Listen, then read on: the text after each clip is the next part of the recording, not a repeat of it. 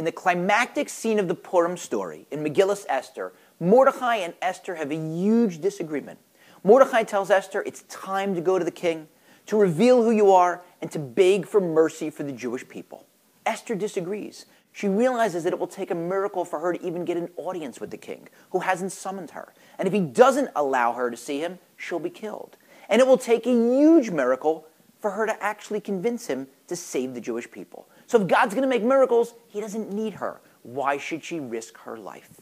But Mordechai convinces her, you've got to do everything you can do, and then God will step in. But how did Mordechai know that?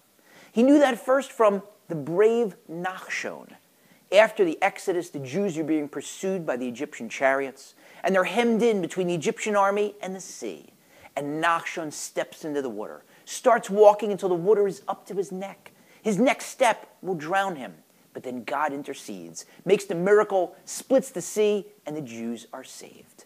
Mordechai also knew this from Moses, from Moshe, from a scene in this week's Torah portion.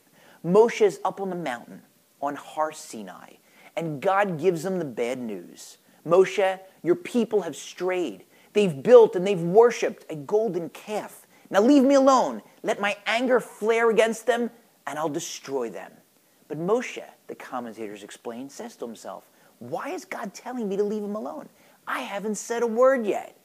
It must be that he's hinting to me that it all depends on me. If I pray, I may be able to save the Jewish people. And pray he does. And in the space of only 3 passages, he saves the Jewish people. Just like Esther, when she does get the audience with the king and invites him and Haman to her party and then makes her plea, in the space of only 3 passages, she saves the Jewish people. Other commentators suggest that this principle forms the essence of Mordechai.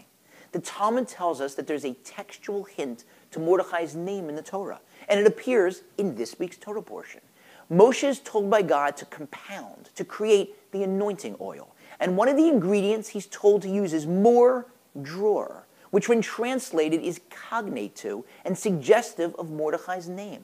What's the connection? The connection is that when Moshe made that anointing oil, it was enough to anoint the Mishkan, the tabernacle, and all of its utensils. It was enough to anoint Aaron, Aharon, and his sons for each of the 7 days of the inauguration. And it was enough to inaugurate all of the future kings and prophets in Israel. And yet it never diminished. Moshe did his part, and then God made a miracle. And then there's one additional connection between the Purim story and this week's Torah portion. At the end of the portion, Moshe comes down from the mountain. He's holding the second set of tablets that he carved to replace the first set that he had smashed in the aftermath of the golden calf. Moshe's face is radiant. It's glowing with rays of light. But the light is so tremendous that he has to cover it.